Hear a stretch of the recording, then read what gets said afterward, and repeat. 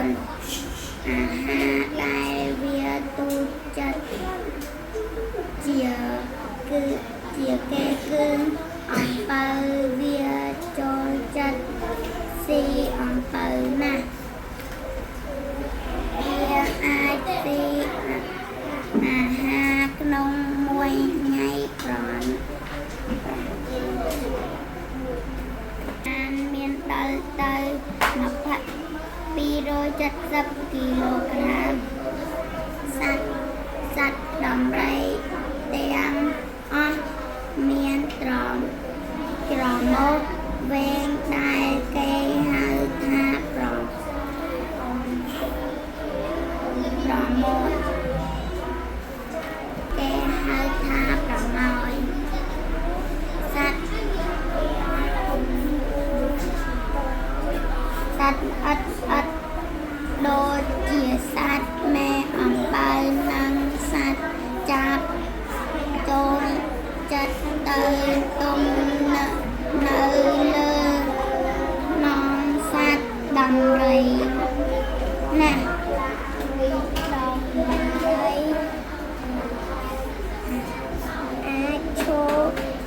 ជើងពីរបាននិងអាចដើរបានប៉ុន្មានជំហានដែរប៉ុន្មានជំហានដែរ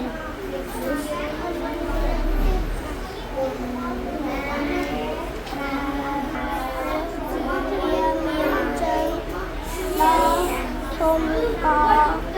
ដែរតែវាក៏អាចយប់បានយ៉ាងលឿនណាស់ដែរ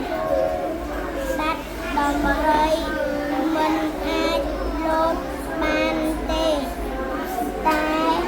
វាអាចឈរទប់លំនឹងលើ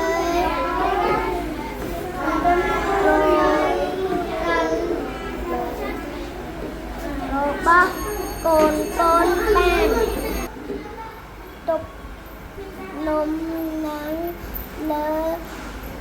របស់តូចបានពួកវាចូលចិត្តចំណាយពេលដើរដើម្បីលេងក្នុងទឹកពួកវាក៏ចូលចិត្តលេងក្នុង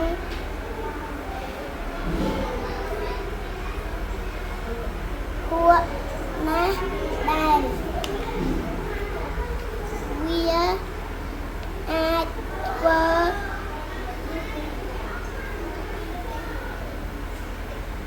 សំឡេងបានឮដូចត្រែ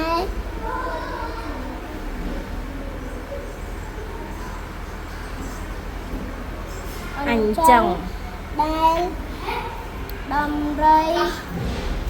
នេះមើលថែកូនវាបាន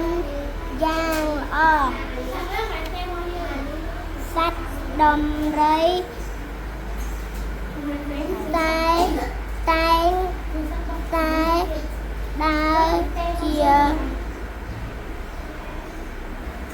ជាវង